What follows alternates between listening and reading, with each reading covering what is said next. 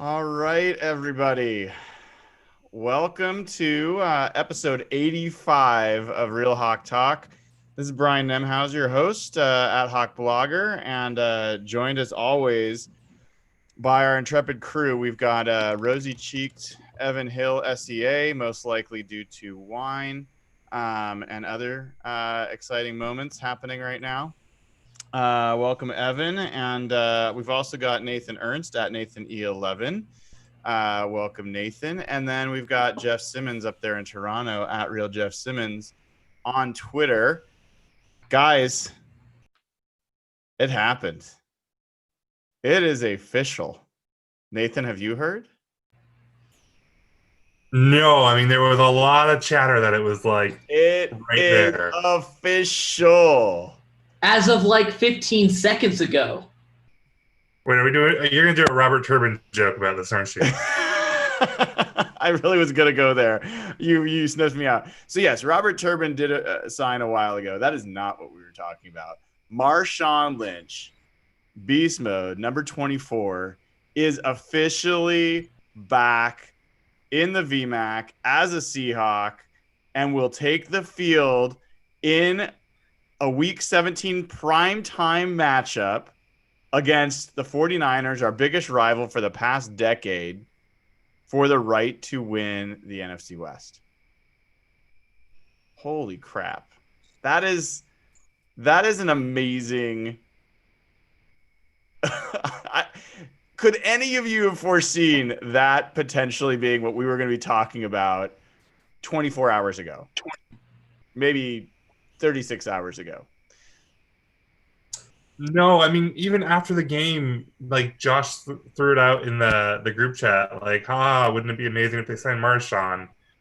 And like I was just like, yeah, I mean, like it didn't even seem remotely possible, and it went from like a thing on Twitter where people were like, oh wouldn't it be funny, to be like, actually no, that's really happening. Like within hours. It's insane. Uh, Evan, how do you feel about this move? For as much as I like to whine and bitch about the Seahawks, let me tell you, they're a circus. Danny Kelly's famous words, the Seahawks are a circus. And you know what? They're a fun circus. We could really elaborate on a ton of irrational thoughts as to why maybe we shouldn't have super high expectations, but fuck all that. Marshawn Lynch is a Seattle Seahawk. He just signed a deal for the last regular season game and the playoffs. The reality is his past performances in the past couple of years do not matter. The only thing that matters is 49ers at Seahawks on Sunday Night Football in just a few short days. So it's going to be a dramatic Sunday night, that is for sure. Jeff,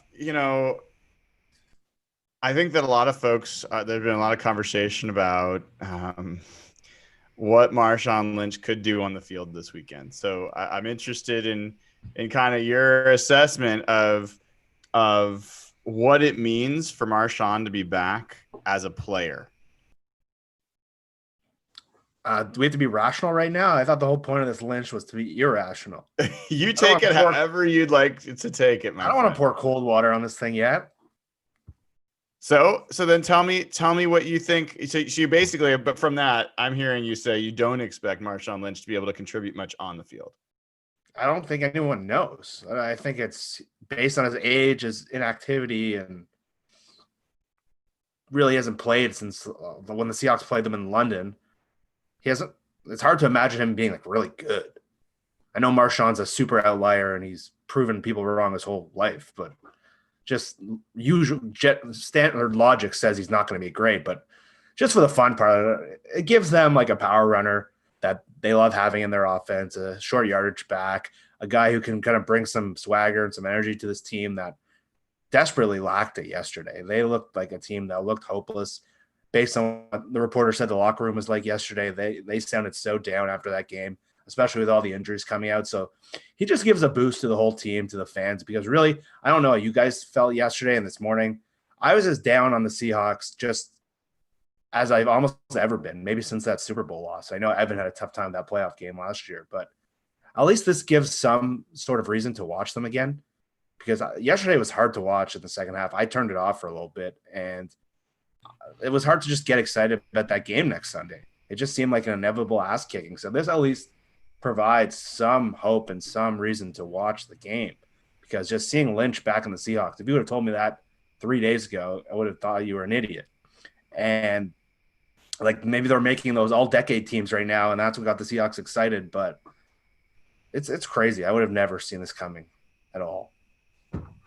Yeah, well, there's been some funny tweets because basically after last night, every running back that's ever played in the NFL that has any mild connection to the Seahawks has started subtweeting them.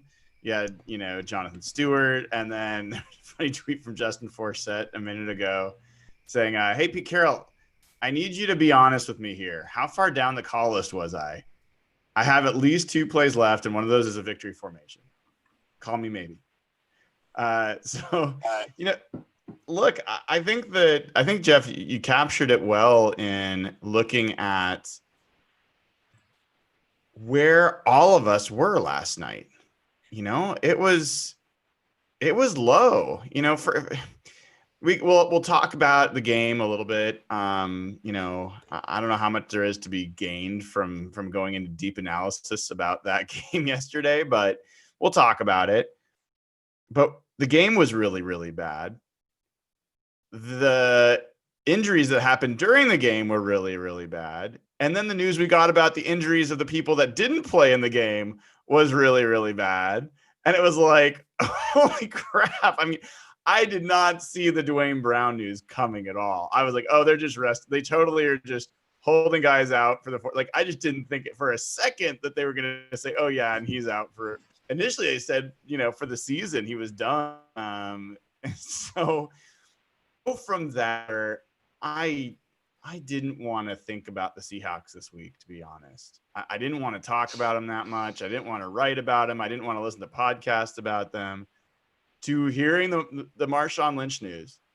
And now it's like, hell yeah. Like, whatever the outcome this weekend, I'm going to get to watch Marshawn Lynch play on a Central League field one more time. No matter what, that's going to happen. Well, knock on wood. The luck has been pretty bad lately. But in any event, like that's something worth looking forward to. And there's no other running back, no matter how much potentially better he would be on the field than Marshawn right now. There is no other player they could have signed that would have elicited this kind of response. So I think that's what he's worth. That's what he's worth. That's what's unique about him. And I think that's what's worth being excited about and enjoying and reveling in a little bit. So I'm happy about it, man. I'm really happy about it. We didn't get to really think about him, did we? Go ahead, Sorry. Nathan, what were you saying? I was going to say, what surprised you guys more? That Seattle was willing to bring him back, or that he was willing to come out of retirement to play again? The latter. I thought he had bad blood against with the Seahawks a little bit, and he didn't leave on the best terms. We were talking about it in the chat. You guys remember the whole Vikings bus situation of not getting on the bus, and there's some drama around that. I don't even remember the details anymore, but it didn't feel like he left on a positive note. No. And he also he hasn't necessarily seemed like he really wants to play either. I mean, he wanted to play for Oakland, his hometown team, but I don't know. Yeah. How about you, Nathan? I mean, I don't know. It did feel like there was a lot of weird mojo. So that Seattle, and he's Marshawn. I'm super excited to see him, but we really don't know how good he's going to be. And so that they're willing to put this on the line, not that they're putting that much on the line, but they're willing to bring him back and bury whatever hatchets maybe need to get buried. That, I think, is the most surprising thing to me. Yeah, I mean, it's I have to admit, part of my interpretation when I heard about this and then heard Pete this morning on his show being so open about it, it feels like a psychological move from Pete and John's perspective as much as anything else. Like, I think they realize it is a long shot with the way things are looking injury wise, and I think they're looking for any possible edge. And I think this is a wild card. There's no other way to say it. It's not a trump card, that's for sure, but it's a wild card. Nobody can say that they know what's going to happen when Marshawn Lynch takes the ball on Sunday, right?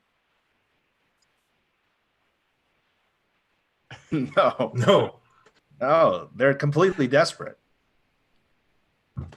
So, I mean, Jeff, you've got a real, like, I don't know how to say it, but I see a cloud over your head right now. Like you're having trouble even getting excited about this, aren't you? No, I'm excited about this. When the news came out that Carson was out for the year and even Procise was out for the year, the guys I thought they'd end up with were more like Robert Turbin and like Xavier Turner. So I was so like that news just crushed me. And the fact that they just have someone like Marshawn, they're able to pull him out, it might be completely useless and terrible. But like you said, Brian, it's so exciting and it just makes the Seahawks watchable. And they're guaranteed at least 2 games left. And I'm happy that we get to watch Marshawn Lynch play and not someone like Robert Turbin be the full-time running back. So I don't know how good it'll be, but that was my first thought when it happened last night, that it was going to be like a worse version of like, I don't know. I couldn't even, the names I thought were going to be horrid. If Marshawn has a single run over 10 yards, I will lose my shit. The emotional implications here are enormous. Yeah, I mean, I feel like when he gets introduced, if they freaking introduce the defense, I'm going to lose my mind. They obviously have to introduce the offense in the first place. And then the first time he carries the ball, it could be for a yard. It could be for like -2 yards if he breaks 2 tackles to like old school Marshawn style to get negative yards because the offensive line's so bad. Crowd's going to go crazy. Like, and if he gets something positive, I mean, his teammates, I mean, he did this back before, but it's not going to take much for the team to get a boost from it. Whether it's going to be enough over the course of 60 minutes, or 3.5 hours, depending on how you count time. That's a conversation we'll have for the rest of this pod, and maybe even later in the week if we do another pod. But there is no doubt that everything he does that's going to be positive, it can be amplified like 10 times for the team on the field and for the fans. And honestly, as having been there yesterday, we need it. The hometown crowd was, I mean, Seahawks didn't give anyone much to cheer for, I'll admit, but it was pretty bad in there yesterday. They really, really, really, really, really, really brought back Marshawn Lynch and Robert Turbin. This fucking team. It has to be one of the dumber stories. Not just Marshawn. Not just Marshawn. Not just Robert Turbin. Neither of these guys have played in a while. They brought them both back. I mean, isn't Marshawn Lynch like 34 years old? Like, I think he's 33. Let's not exaggerate. I mean, he's a young buck still. This dude is not young. This dude is like 65 in NFL years. Like, hey, look at Frank Gore, man. He's doing fine. Adrian Peterson. He had a 140-yard game like just a year, like last year, didn't he? I love everything about this move, honestly. I really do. Like, the Seahawks are clearly desperate. Like, injuries took a massive toll. We got absolutely stomped on Sunday. And you know what? The Seahawks, Pete Carroll, is getting in his emotions a little bit. Who knows? He might start going for some 4th and 1s. I can sense the tide turning. The emotions, the hormones are starting to enter the bloodstream, and I can tell things are starting to change. So it should be fun, dude. I 100% expect if there's a 4th and 1 or 4th and 2, Pete is going to think, oh my God, I've got to give Marshawn the ball. Like, that's absolutely going to enter his mind. The Seahawks have entered I don't give a fuck mode, and I think it's very clear. And to be honest, it's kind of fun as a fan. I didn't think there was anything they could do after yesterday to make me look forward to this game. And it is the greatest PR stunt of all time, if nothing else. So, we haven't talked much about Robert Turbin. Is there anyone that's excited to see Robert Turbin? Because I'm not going to be the one to hype Robert Turbin. I am. Can you imagine how much bigger those biceps have gotten in the past few years? All that time away from the NFL, focused solely on curls in the gym. I can't wait to see him. That's a big deal. I swear to God, that guy would be faster if he ran on his arms, because either that or he should play fullback, because he has an amazing ability to find the opposing defender and run right into him. So if he was the blocking back, I think he'd have a better fit for the Seahawks. When was the last time on all four? Like, Yeah, maybe. I mean, he's got some serious guns. So okay, hold up. Robert Turbin, I'm just looking at his NFL stats, has been out of the league for like 3 years. You guys realize this? Like his last full season was 2016. 2016. In 2017 or 2016, 2017, 2018, we're all with the Colts, but 2017, he only played 6 games. Only had 20 carries in 2017.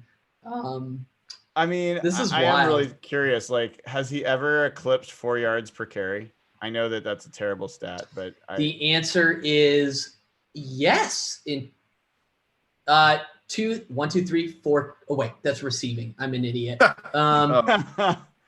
2 times, yes, in 2015 with the Dallas Cowboys. How pissed is CJ Anderson? CJ Anderson started in the Super Bowl last year, and he couldn't get a job over Robert Turbin. I know. Well, seriously, I mean, you said yes, but we have to be honest about his yards per carry. 2018 was 2.5 yards per carry. 2017, it was 2.3 yards per carry. 2016, it was 3.5 yards per carry. That is the Robert Turbin I know. He is not a running back. He is a blocking back for blitzes. And maybe that's okay. Maybe it'll be an extra blocker because this offensive line sure as shit can't block anybody. And he catches the ball pretty well. He was a big part of those 2-minute offenses back then. Like Marshawn would cut off the field in those situations, and Turbin would be a part of it.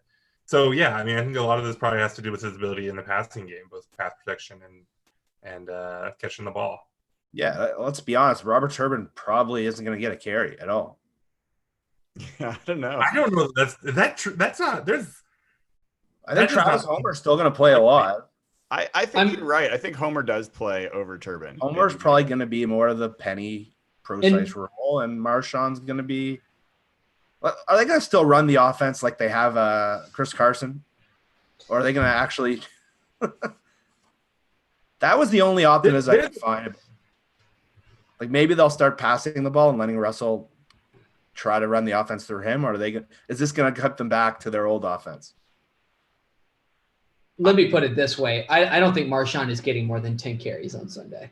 I really don't think so. Oh, that's an interesting bet. I don't know. I'm curious. I don't think he's put the nachos on the line. Over under. Everybody in the chat join us. Over under on carries for Marshawn Lynch. We will set it at 10.5. Actually, let's make it 9.5. Let's make it 9.5. 9.5. Are you over or under? Marshawn Lynch carries 9.5 is the number. Nathan, what's your bet? Over. Jeff? Over. Evan, you're under, yeah? I think I'm under. I don't. And the only reason I say under is because Travis Homer actually looked pretty decent on Sunday. And I know that was against the Cardinals defense. But the chat is hilarious. It's just this like cascade of over. Marshawn Lynch, 30 carries, 250 yards. Classic Seahawks. 30 carries, oh my God. 34 yards. I mean, dare to dream for a minute. Like, what would happen if he actually like went over 100 yards and was effective, like and like had a touchdown or two or something. Like, how crazy of a story would that be? I mean, is that even real? Is that even possible? Like with how long he's been out and how little time he has to prepare? Like, is that even like? I feel like 50 yards would be a big deal.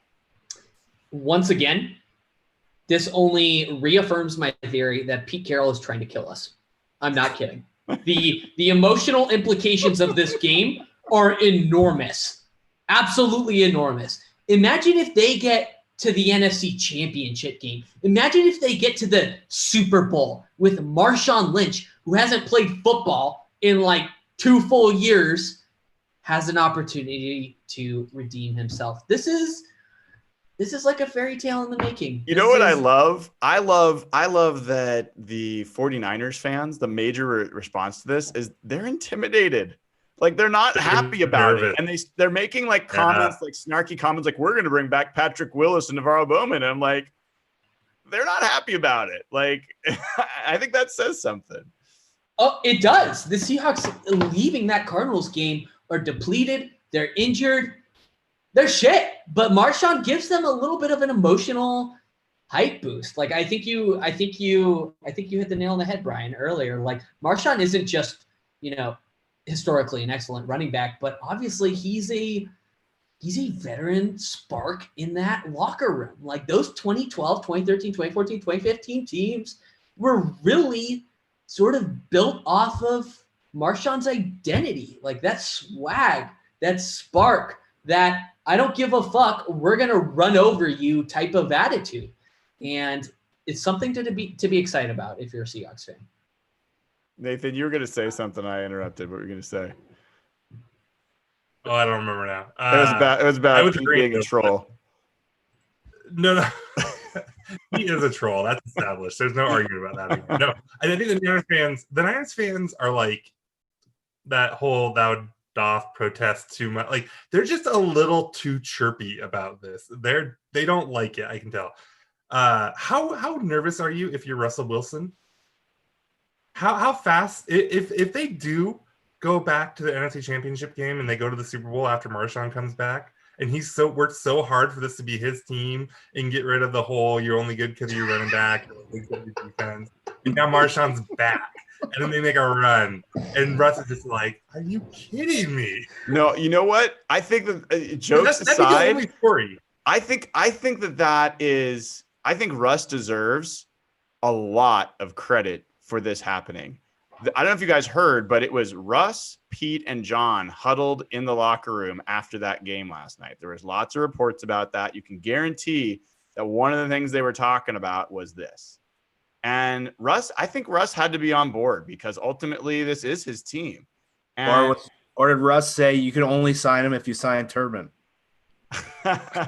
Was that his roommate? He wanted Turbin. For people that don't know, Russ and Robert Turbin were roommates his rookie year and are pretty tight buddies. So Russ has definitely been probably pushing for Turbin. But either way, I don't want to lose the point. I think Russ deserves credit for being willing to have a guy that, frankly, has not always been a promoter, or at least, been part of the culture that promoted Russell as a leader and has kind of challenged his leadership in some ways. Maybe not directly, but indirectly. So jokes aside, I think it's funny what you're saying, Nathan, but I give Russ credit. It takes a guy that's like got confidence and himself to welcome a guy like Marshawn back into the room.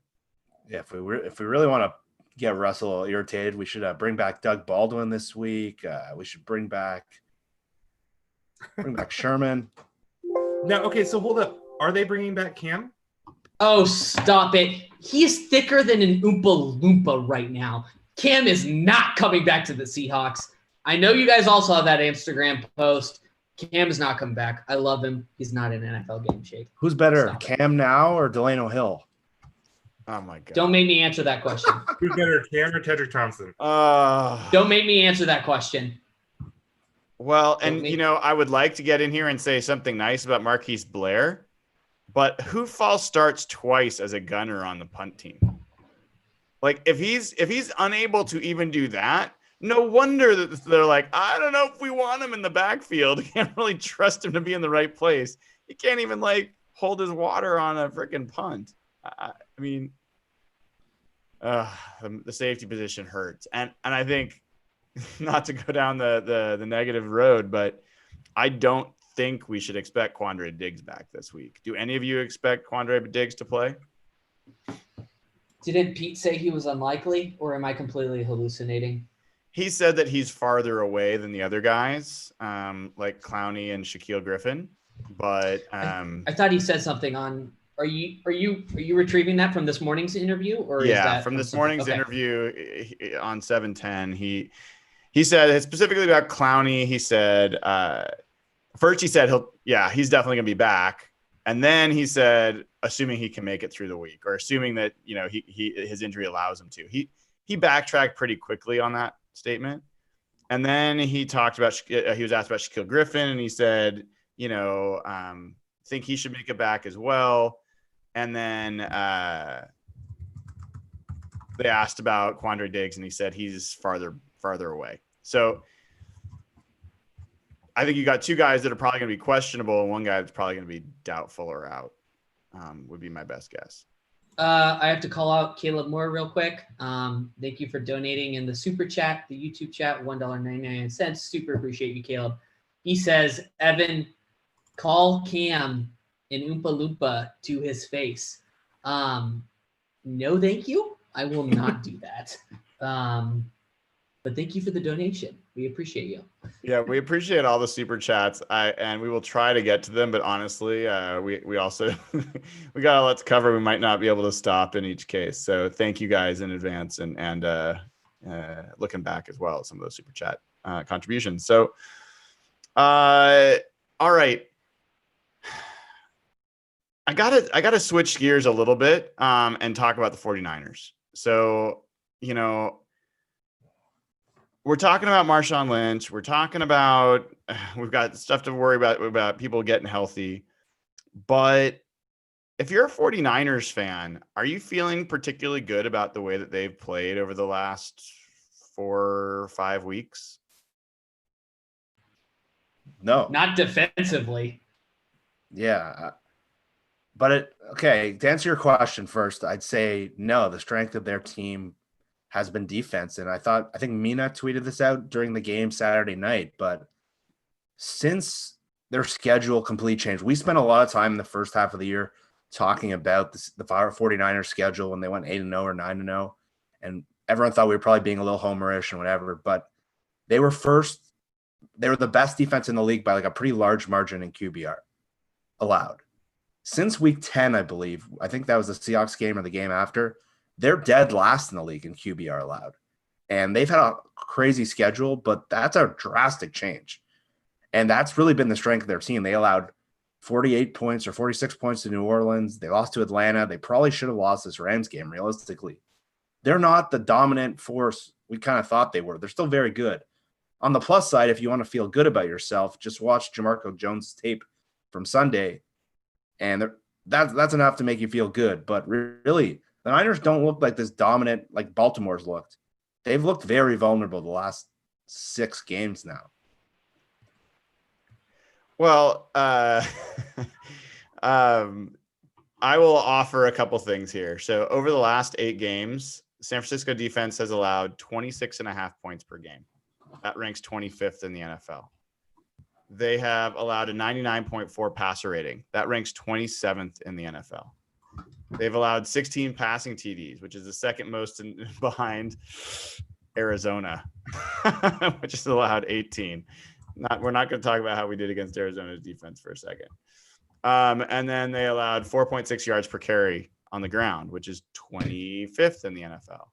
So and I think we also saw a number in the 49ers game against the Rams. I think they've only had like 3 sacks, or like their sacks have gone way down as well. So I mean, they've had a lot of injuries. They've been struggling with that. I think the 49ers defense has had trouble.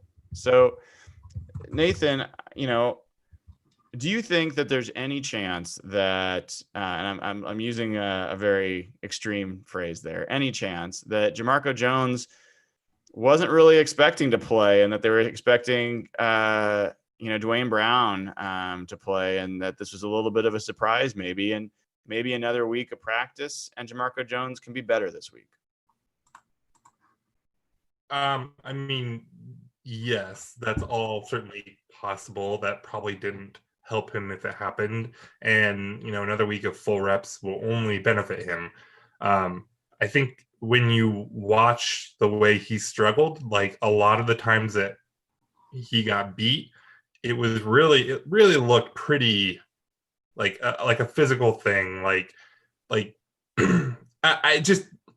don't have a ton of hope. I mean, maybe another off season, maybe a training camp, maybe something like that, he can get considerably better. But I think that when you look at how far away he looked last week, I don't know that just being a little bit more prepared, getting the extra week of snaps, don't know that's going to close the gap for him. It was pretty rough at times. It was pretty rough.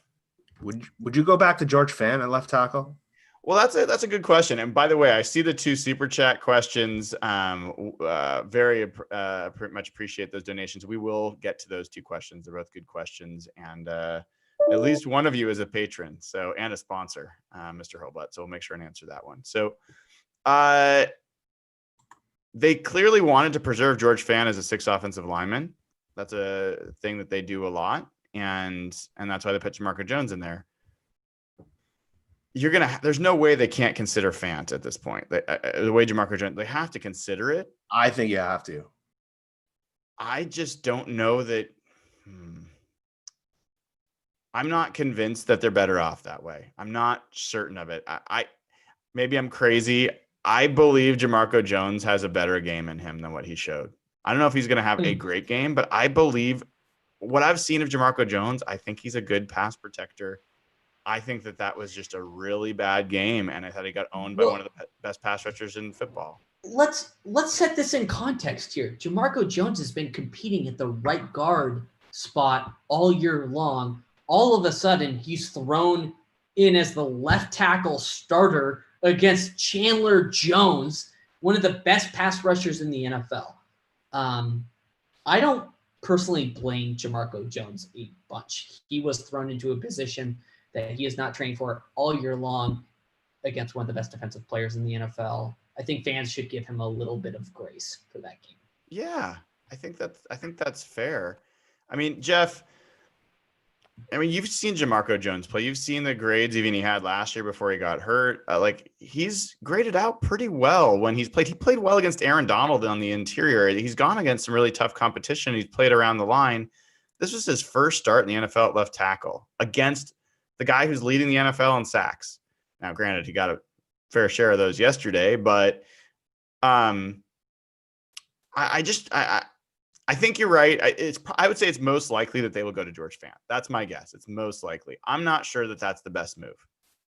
I see what you're saying. I know Jamarco's upside is a lot better, but I think what Evan said is right on the head. It's really, really hard for offensive linemen not only to switch positions but to switch sides. Your footwork. It's really hard just for a left tackle to move to right tackle. For a guy to go left tackle, right guard, left tackle, it's a huge challenge, and especially against Chandler Jones, who's one of maybe the defensive now against Nick Bosa and these guys they have. I don't know if D Ford's going to play, but he is not. He's not. So San Francisco's dealing the other way. It's still pretty good. If you win or lose, you're playing Philly or Minnesota, 2 really good D lines. I just don't think it's fair to Jamarco to put him out there. I don't think he's ready. I think George Fant is ceiling. He's not great, but he's played left tackle. He started almost a full year at left tackle. It's not a great option. It's a pretty bad scenario, but I would rather go with George Fant and maybe use Jamarco Jones as a 6th offensive lineman, or you use him a little bit at guard. I just don't think he's ready for these kind of D lines. I think that's totally reasonable. I mean, you could also start with Jones out at left tackle and then have the opportunity to make the switch at any time. I do not think they will go with him for a full game with him struggling that much again. I think that's for sure. And a lot of people yesterday couldn't comprehend why the offense was so bad. And the defense, it made sense. They were so injured. They're not great to begin with. But when you have a guy, I think graded out 16 PFF rating yesterday. It was bad. when you have a weak spot, like we saw what Tedrick can do and Jamar Taylor, when you have a massive hole at left tackle against a dominant edge rusher, it can blow up every single play. And the Seahawks plays were just being killed before they started. And I think I don't see why it would be different against San Francisco. Maybe he plays better, but they can't have situations like that where the plays are just getting blown up before they started. And that's what happened far too many times yesterday. Yeah, I mean, the offensive line was a disaster, no doubt. And with Yapati also injured, I think that there's at least some question. He had a neck injury. There's some question about his availability. I'm assuming he'll play, but you might need Jamarco at guard as a possibility. It's possible that they'll need Ethan Posick, as who played guard in this game. I don't think he played particularly well. But man, yeah, it's a tough situation. I mean, let's take a couple of these questions from the super chat. We'll go in order of largest donation and sponsor. John Hurlbutt, Altitude Homes, longest time sponsor of the pod. So John, great to have you in the chat. He has a comment more than a question. He says, we'll be running out our practice squad on defense, so don't kid yourselves. How do you guys feel about that? Is he wrong? He's not wrong, but we're also facing Jimmy Garoppolo. And if we get just a tiny bit of pressure on him, it sounds like Clowney is playing Sunday. If Rasheem Green can get to him, Hansa can get to him, we might be in for a game. We might have a shot. I really think the key to Sunday's game is the pass rush. If they can get Jimmy off his balance and cause him to make some throws that, could result in turnovers, this could end up being a game. But he's not wrong about the numerous defensive injuries. All right, I got to call out another 49er chat. You remember Larry Grant, former linebacker back in the Jim Harbaugh days? He was kind of a backup. He filled in for Patrick Willis. Anyway, he just tweeted out, "Really, Pete?" And it's a slapping forehead emoji. Pete said he's doing whatever it takes. Chad Johnson and T.O. on call right now. Big O Orlando Pace just went to 24 Fitness right now. He ready. Shake my head. Pete, you cheating. So, I mean, Pete is in their freaking heads with this move. I mean, why do they care so much? They've got supposedly the best defense in the NFL. They're relatively healthy, actually, all things considered. They should feel pretty confident, but this move has rattled them. Josh Hembry, thanks for donation, Josh, says, hey, on the other side of it, they have quite a bit of injuries too, though. Will depend on how Sherman is, and our offensive line is a dumpster fire. Still big worries. So what about the 49ers injury situation? As far as I know, D Ford is not going to be there. I think it's a question about whether Jaquiski Tart is going to be there. Other than that, what injuries do we have to worry about, or the 49ers have to worry about? Obviously, Richard Sherman's been playing through a hamstring. I don't think he looked that great in that Rams game. He looked a little bit slower than usual, but I don't know of any big other injuries they're facing. Do you guys? Their center is out, and right, Richburg DJ Jones guy is out. But to compare these two injury situations is downright laughable. The Niners fans were whining so much when Kittle was out, and now the Seahawks injury list comes out, and they're trying to use that as an excuse. Give me a break. This is an unprecedented level of injuries at this point of the year. Seahawks are missing 7 of their top 10 players. And even some of the guys on the field, Lockett and Wagner, we don't even know how healthy they are. So you can't compare this. It's ridiculous. Okay. All right. I'm bringing in a guest here. So you guys talk amongst yourself for a second.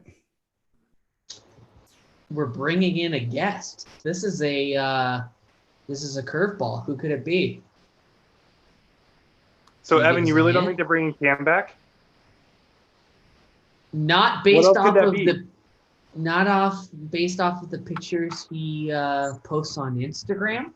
What else could that be? What Why, else? why could would he that post be? that? Why would he post that randomly? I went back and looked through his old tweets, and there's nothing like that. He's not posting pictures of himself on the Seahawks. No hammer emojis. Cam has been trolling the Seahawks with subtweets for freaking years. This is not a new thing. Yeah, this is not a new thing. Remember the extension negotiations? Hey, is that you, Mr. Mahler? What the hell's going on, boys? The beast is back!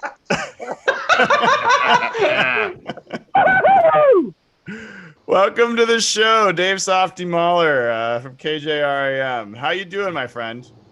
I am fired up, man. This is you guys are really nerding out tonight, aren't you? I love it. Is this a daily thing, a weekly thing? Is this a typical thing for you guys, or is this a special occasion?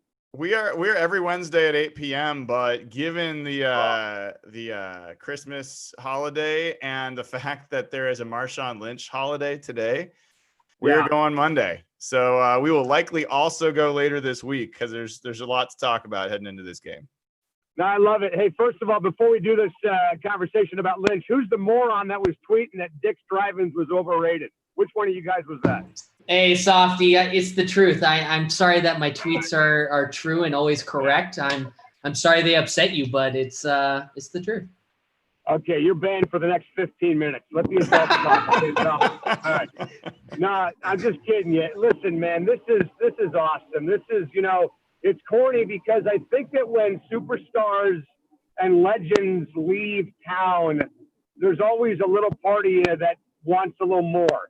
I felt that when Griffey took off. I felt that when Gary Payton took off and when Sean Kemp took off. I mean, heck, even when Randy Johnson took off, you felt like there was a little bit more in the tank. And you always wonder what, could have been if those guys would have stuck around. And, I mean, Marshawn is in the same boat, right? Like when he left, you're thinking it's the right move. You're thinking it's the right time. This feels right.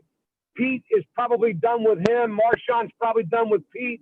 And it feels like it's just time to move on. But you always wondered if there was maybe another opportunity to watch maybe another run of greatness or one more game of greatness or one more carry or one more snap. And now moms and dads who had kids that were too young to even appreciate what Marshawn Lynch is all about at least can go to a game or watch the game on Sunday and tell their kids, that's the guy that I was talking about. That's the guy that I saw play before you were born. And it sounds ridiculously corny, but man, it literally almost brings a tear to my eye thinking about how awesome this is going to be just to see him walk out of that tunnel one more time in a big game on Sunday. And you know what? Listen, even if he stinks and he doesn't bring jack squat to the table this weekend, just the fact that he'll fire up that entire locker room and get everybody's level of play up a couple of notches and maybe get the effort level up even more, I think is freaking awesome. So guys, I'm just so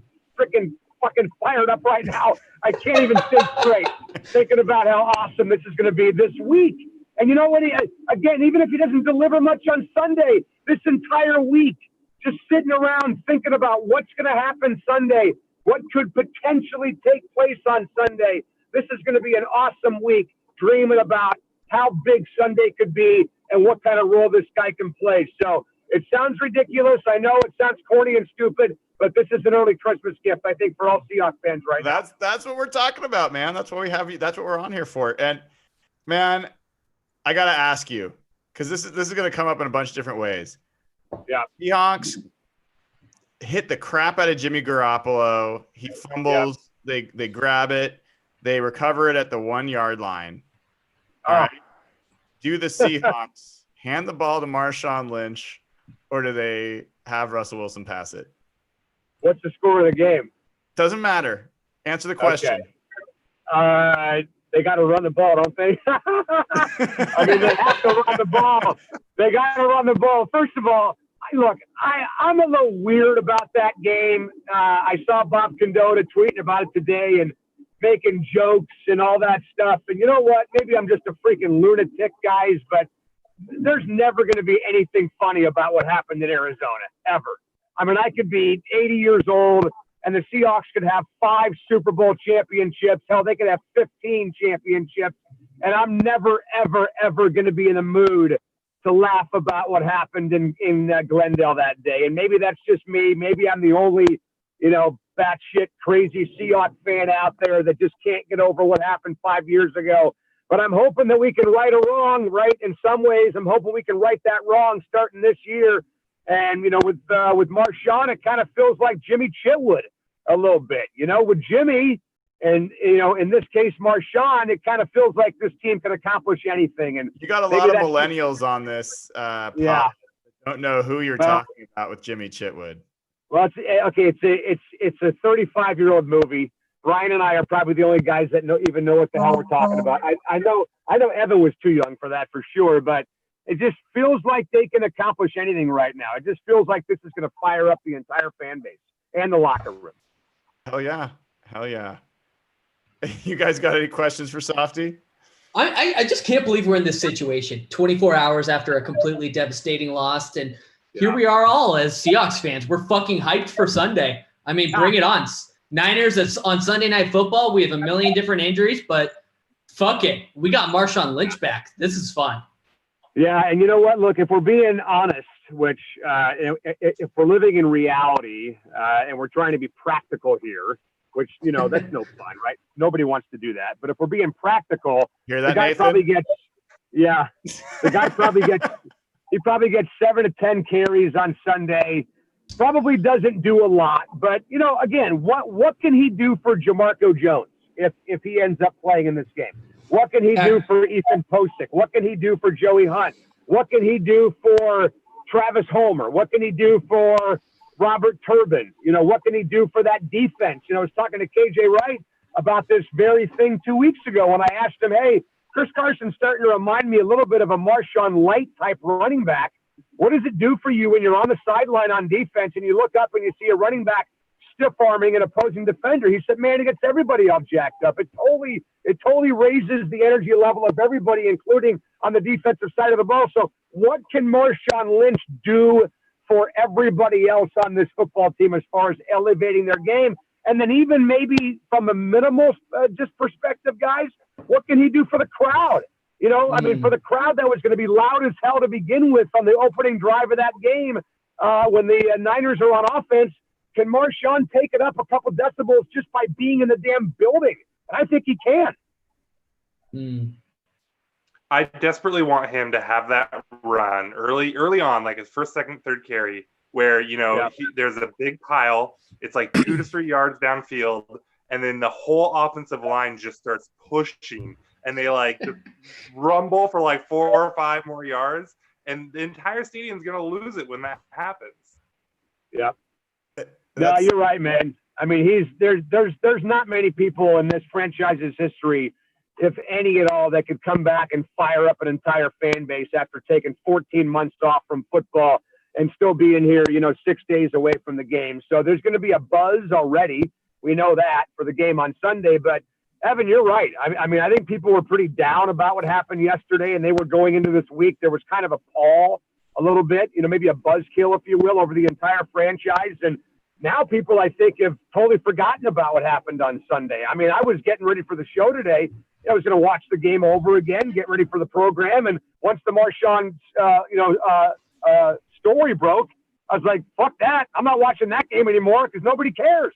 Nobody cares about the Arizona game anymore. Nobody cares about the crappy play calling. Nobody cares about the fact that Pete Carroll didn't go for it on 4th and 1 from the 34. Nobody cares about the fact that there seems to be this massive dysfunction and indecisiveness coming from the sideline at multiple times during that game. Nobody cares that the defense looks slow and old and broken down against the Cardinals in that game on Sunday. I mean, obviously these are all tangible problems that we're going to have to deal with in the game on Sunday, but it just feels like the entire narrative shift to Marshawn from that game on Sunday, and nobody was even in the mood to even talk about that game anymore after that story came out today. I've never seen a player have that kind of an effect on a franchise where people went from pissed as hell collectively to pulling an absolute 180 and being all jacked up not even 24 hours later. It's amazing.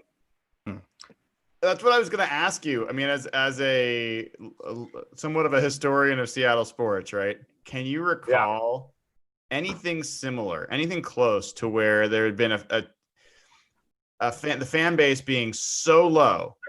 Yeah. And then the next day being so high.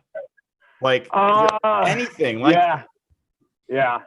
The only thing I can think of is just during the Packer game in 2014. But as far as players coming back, things of that ilk, no, I can't. Because when they signed Griffey, I mean, the team was okay, but they weren't good when they signed Junior. I mean, this is a damn playoff team, for crying out loud, right? I mean, people thought 2 weeks ago that this was a Super Bowl caliber team.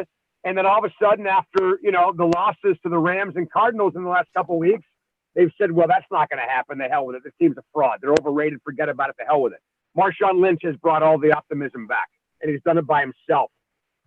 In 24 hours. So no, Brian, to answer your question, I'm not sure if I've ever seen anything like this in the history of this town. And I'm 46 years old. They win the game, and Marshawn Lynch plays a big role, and he's a big reason why they'll play the game on Sunday. This will absolutely be unlike anything you guys have ever seen, for sure. Hey, listen, I just pulled up to my driveway. I got to go inside and talk to my wife. All right, dude. Thanks for joining. Softy. Appreciate you. Thanks, All right, guys. Go Hawks. See ya. Go Hawks. I have something to jump in here. So it's interesting. I sent this to you guys in the group chat. Tom Pelissero from NFL.com just put out a story on how this all happened. And he said Lynch, remember when Lynch visited the team 2 weeks ago? Yep. Everyone just thought it was like a friendly visit. Apparently he got a sense from that was right after the Penny injury. And apparently he got a sense that they were going to try to sign him now regardless. So Pelissero just did a story on he did some insane 2-week workout program to get his body. I'm going to sound so white saying this, but the line in there was, we went hood on his preparation. And apparently he just posted a clip of the stuff he was doing. Pelissero did. So I found that kind of interesting. I thought this just completely came out of the blue, and I never put that together.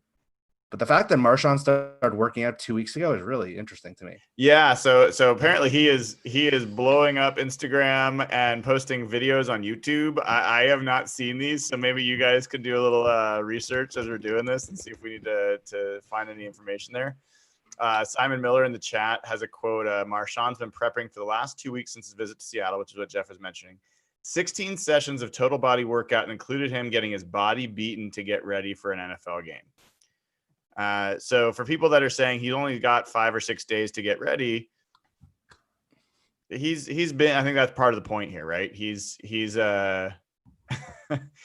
been doing whatever he's can do to get ready for this before yesterday. So that's good. Doesn't change much for me.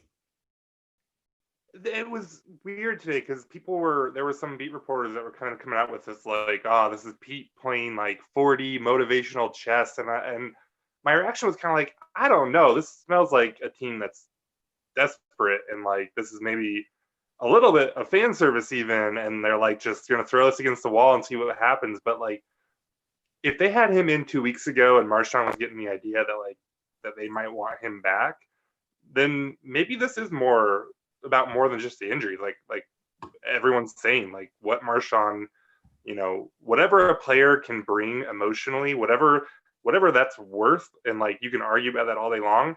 I don't know that you can argue that there are many players that bring more of whatever it is you can bring emotionally and psychologically in the locker room than Marshawn Lynch does, right?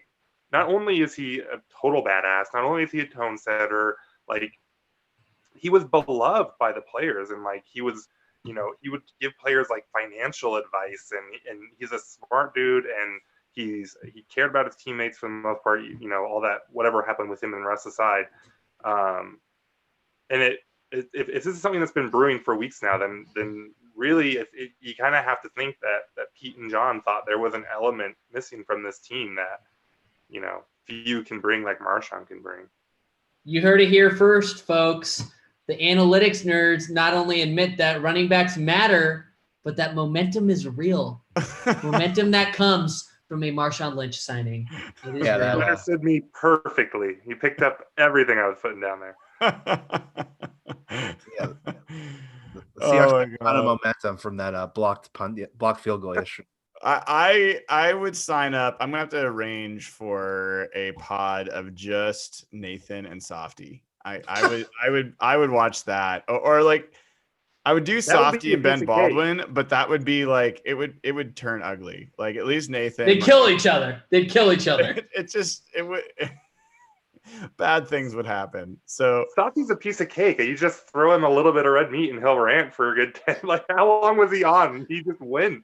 oh, And that is not a shtick. Like on the air, off the air, Softy just talks. I mean, there's a reason he's very good at what he does. Yeah. So, I mean, look, guys. I mean, we talked a lot about Lynch. I think I think the fact that you're right, Nathan, they're 100% desperate. Anyone that says otherwise, I mean, they're down 3 running backs. So yeah, I think that now you got to look at, I think what a lot of people want to talk about is what happens if they win? What happens if they lose? There's been a story that's starting to come out for a lot of people, which is, do we want the Seahawks to actually lose and get what would be the 5th seed to go on the road to play what will likely be Philadelphia? Or do we want them to win and get the 3 seed and likely host Minnesota? Those are the 2 most likely scenarios. So why don't we start there? I've got a point of view on this, but I'd like to hear from you guys to start with. Jeff, what's your take? What do you see the pros and cons? Okay, so I think there's still one scenario where the Seahawks get the number 2 seed, but it's like a 1% chance of happening. It would require both New Orleans and Green Bay like losing to 5th string quarterbacks. So let's throw that out the window. Okay, so I think the scenario works out pretty well for the Seahawks, where we're all pretty down on them. If you could have picked 2 possible first round opponents, even in their current state, this is pretty good. You got Kirk Cousins and a crappy Philadelphia team. So either way, I think it's pretty good for at least one potential win. Best case scenario, I think, still is winning Sunday. I still think that's super unlikely, but it does a couple things. Number one, it screws over San Francisco and makes them the 5 seed, which would be an amazing, amazing ending. Number 2, you get Minnesota. They've beaten Minnesota a bunch in Seattle. Kirk Cousins has never won a big game in his life in the NFL. And the best case scenario about finishing the 3 seed is that if you win, you guarantee a game against Green Bay in the next round, which means for the first 2 rounds, you avoid New Orleans and San Francisco, which are probably the 2 biggest threats to Seattle. So I think that is a really, really good scenario. And even if you lose, I think going into Philly, it's a pretty good – they played well on the road this year. They've already won there. And I don't think that's a terrible scenario either. Yeah, it's interesting, Nathan. I mean, you can make the argument, other than obviously a bye being great because you don't have to beat anyone during a bye week. This sets up reasonably well for the Seahawks in the first round, one way or another. Yeah. I mean, I don't know. That Vikings game feels like a long time ago. Did you watch them tonight? No, but did you watch the Seahawks yesterday? I did, and it looked like the same team. Like they looked. It did. They I think looked the Vikings equally as one bad, team was playing and the Packers, and one team was playing the Cardinals. yeah, Like, yeah. I mean, I hear you. I'm not going to be scared of playing the Vikings, like, but it's just that game feels like a long time ago already. I think that where I come down on all this is that while I think it's pretty obvious that the first round matchup would be more beneficial if they're the 5th seed, and setting aside my superstition about having to go back to Dallas, that happened again. I think you just want home field as much as you can get it. Like, and this team has been good on the road, and they haven't been particularly good at home, and all that. But I just, it's hard for me to look at it and say no, I don't want home field throughout. And so I still just lean that if you can get as high a seed as you can. Yeah, so Evan, we were just talking about seeding and how it works, and here's where I was one of the guys that was like, hey, maybe they should lose because not that I'd ever really want them to lose, but I really like the idea of playing the Eagles. I just don't have a lot of respect for the Eagles. I thought the Seahawks didn't play that well in Philadelphia and still controlled that game. Now, granted, that was a game that Chris Carson, and particularly Rashad Penny really helped and carried the team to some effect on offense. But yeah, I like that matchup. But then I looked at it, and the most likely scenario I'm seeing actually has the Packers as the number 1 seed. Has the Saints as the number 2 seed. They would finish tied at 13-3, each of them, and the Packers would win the tiebreaker. And the Seahawks would be the number 3 seed. And the Seahawks would actually play the 6th seed in the first round at home. That would be the Vikings. And the other would be first round game would be the Eagles hosting the 49ers. So the 49ers have to go on the road. Almost certainly they're going to beat the Eagles. So then you've got the 5 seed going to the next round. They would be the lowest seed, so they'd be seeded against the highest seed. So they would go against the Packers on the road in Green Bay. 49ers would go to Green Bay. We would go to the Saints in week 2 or in round 2, if that was the case. If the Seahawks were able to get through there, and if the 49ers beat the Packers, which I'm pretty sure they would, I mean, they dominated them at home. Now, granted, it's in Green Bay and it's hard to win there in the winter and all that stuff, but I think the 49ers are built for that. Then you've got the 5 seed 49ers getting through to the NFC Championship. And if the Seahawks beat the Saints, they would host the NFC Championship.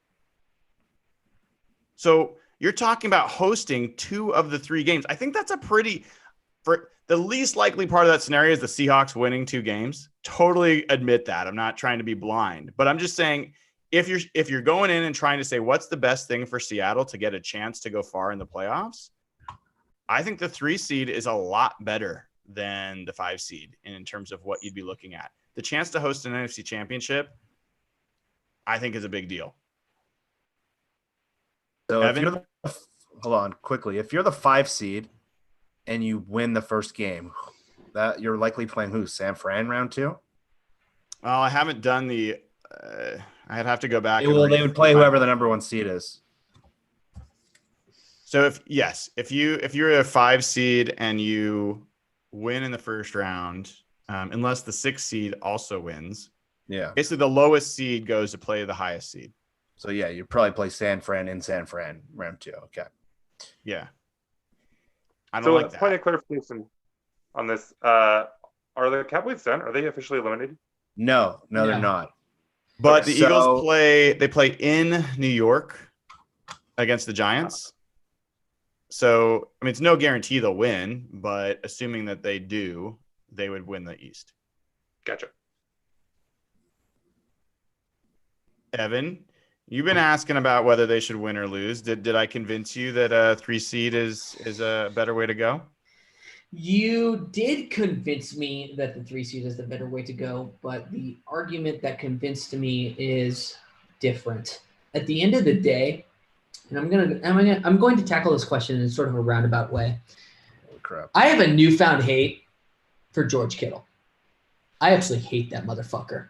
I have no reason to hate him outside of him being a 49er with a goofy ass haircut. I don't know if you guys saw that video that SportsCenter or ESPN tweeted of him like a week ago, like losing his mind. And he was like, Niner or gang, what do you say? Bang, bang, Niner gang or something like that. Like made me want to kill myself. Absolutely horrible. I had a vision of George Kittle running on CenturyLink Field, being filmed by ESPN, doing something similar post Sunday Night Football. I can't tolerate something like that. I don't care what the seating implications are. I don't care if it affects us negatively in the long run.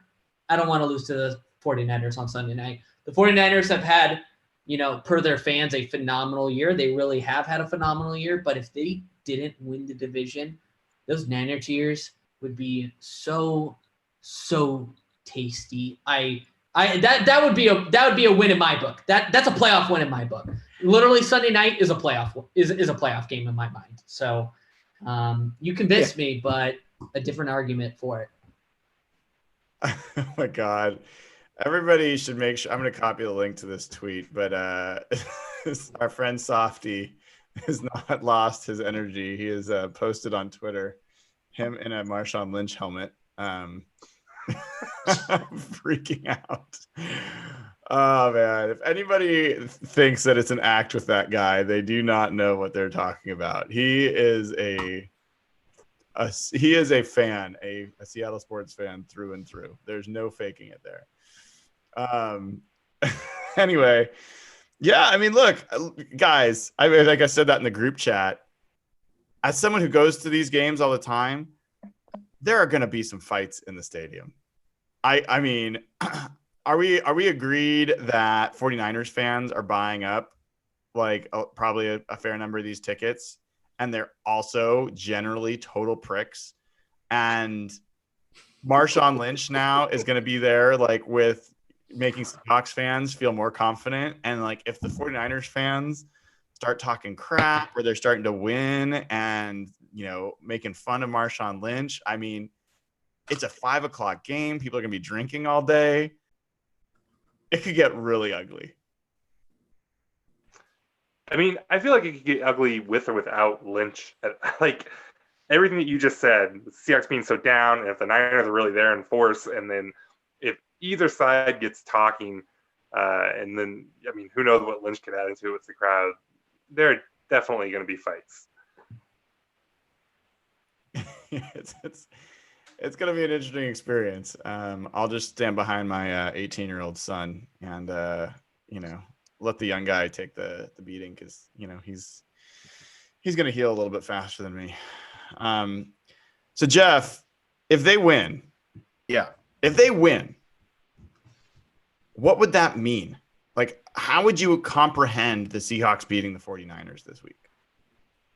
If they win, I would completely change my view of what's happened the last couple of weeks and think they got a shot to make some noise in the playoffs. If they can win this game against who we think is probably the best team in the NFC, or if not second best, in a very depleted state with running backs coming off the street and Jamarco Jones or fan at left tackle, I would have hope again. And hope is a scary thing, obviously, based on what happened yesterday. And I was at the point where I had no hope at all. I was barely debating if I wanted to even watch this game. I think someone mentioned selling their tickets to this game. I'm not going to name names, but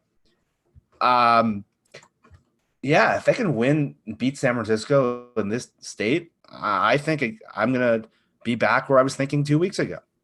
And if Clowney can play and then Diggs is coming back and Griffin can play, yeah, I'll be excited. And I think you go from a team that, as of this morning, I would have said I did say it on Twitter yesterday. I said their Seahawks season is over. And realistically, it's probably true. But this is like what Evan said before. This is kind of our Super Bowl. And screwing over the Niners and watching them lose the NFC Championship against a team with Marshawn Lynch at running back, man, that would be so awesome. All right. I know you're going to drop here in a few minutes. Go ahead, Nathan. What were you going to say? Oh, no, I was going to say, I'll go ahead and name names. My dad sold his tickets to this game. And in fairness, he got an amazing deal on them. And he did it a couple weeks ago. But he sold tickets to possibly Marshawn's last home game in Seattle.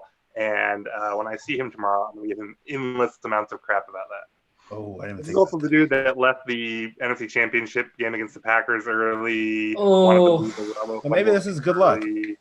Yeah. I gotta say, I was not looking forward to going to this game. I don't sell tickets in general. I don't miss games, but I was not like. I mean, I had offers to go to see the Seahawks play the 49ers in Santa Clara earlier this year. Multiple offers. And I was like, I don't want to go to that game. They're going to kill us until the week of. And then I was like, I think we're going to win for some reason. In fact, on the show, I think I predicted it. But, man, I'm looking forward to this now. I think, I think I'm going to dig in a little bit more. So, are you guys down for doing another pod later this week? Like Thursday? What day? Maybe Thursday? Thursday. Yeah, I actually already have it on my calendar for some God knows reason. I don't know why. You anticipated this whole time. Did I? I guess when so. Building the schedule, I think I may have. Jeff and Nathan, let us know. But I think we'll likely do another pod at least Thursday, looking at it, and we'll see how things are going as we play it forward. Closing thoughts for folks here. Honestly, I could go on all night about this. I'm pretty excited, but I don't want to keep everybody too late. So let's start with you, Evan. Closing thoughts. Where's your head at right now? How do you feel about this game? How do you feel about being a Seahawks fan at the moment? Yeah, for as much as we can whine and bitch about all the things that have gone right or wrong this year, weeks 1 through 16 don't matter. Week 17 is here. Sunday Night Football. Seahawks Niners, Marshawn Lynch is back. Russell Wilson is coming off of what appears to be a rough stretch. The defense is struggling with numerous injuries. The offense is struggling with numerous injuries. We lost 2 running backs in one night against the Cardinals. Dwayne Brown just had knee cleanup surgery. I'm not sure how else to put this outside of this is going to be a game for the ages, win or loss. The Seahawks are desperate. They're decimated by injuries, and they're playing their biggest rival at home on Sunday Night Football for the NFC West title. It has been 3 years since the Seahawks have last won that title, so this is going to be an especially emotionally charged game. But I do think the Seahawks will win this game. I really do. And it's going to be crazy, just like the first time around earlier this year. No. I have built up hope. The Seahawks are going to win this game. Jeff? Evan has hope again. This is nervous. I'm nervous now. It is never a good sign when Evan has hope. Like, okay, crashes so hard. I was where Evan was last night and this morning. I was maybe worse than Evan. So I'm usually pretty objective, and I'm not maybe the realist Nathan is, but I'm pretty rational. This week, I'm just going to throw it all out the window. If I try to be rational, it's going to upset me, and I'm just going to think about that Arizona game. So I'm just going to enjoy this Marshawn Lynch stuff. Let's go all in. Let's sign Cam Chancellor. No more Lano Hill. Let's bring Doug Baldwin back. David Moore sucks. We need a third down guy. But anyway, I'm just going to enjoy this. I just watched a video of Marshawn Lynch doing footwork drills that Tom Pelissero, and I'm uniquely excited. And I'm just going to think about until the game happens. I'm just going to think about all the positives and try not to be realistic and rational, because if I think of Jamarco Jones at left tackle, I'm just going to get upset. So I'm going to enjoy Marshawn Lynch until Sunday starts, and then I'll probably get super nervous. But let's try to be positive this week. Yeah, it's fun to see Marshawn Lynch back. You're cracking me up, dude. You're trying so hard. It's so unlike me. We are gonna get into this matchup in way more detail in the next pod, and we'll try to go position group by position group and look at it honestly. I mean, look, I think we'll break it down, and I think there's reasons for the 49ers to not feel great about their team either. I really do, and I think that we'll talk about that. Whether or not all those are going to be reasons enough for Seattle to win, we'll find out. But Nathan, how about you? Where's your head at as we close out the pod? I mean, my head's kind of nowhere right now. This is completely surreal. I think this is the happiest I've been as a Seahawks fan since the 2015 Blair Walsh missed kick. They had one playoff win between them, that Detroit one. So I don't even think I feel that bad saying that. I think that's true.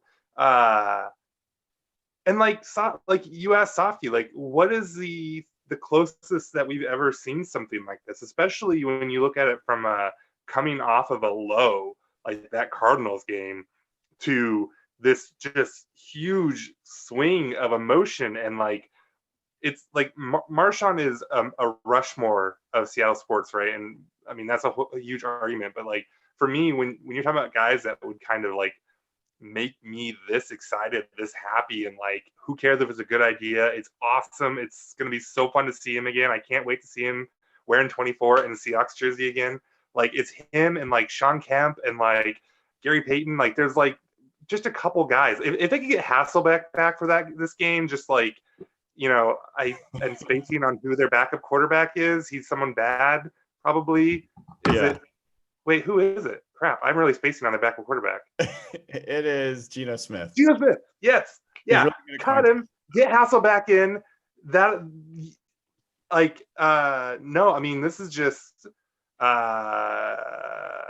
and then to add in, they also brought back Robert Turbin. This bizarre, dumbass football team.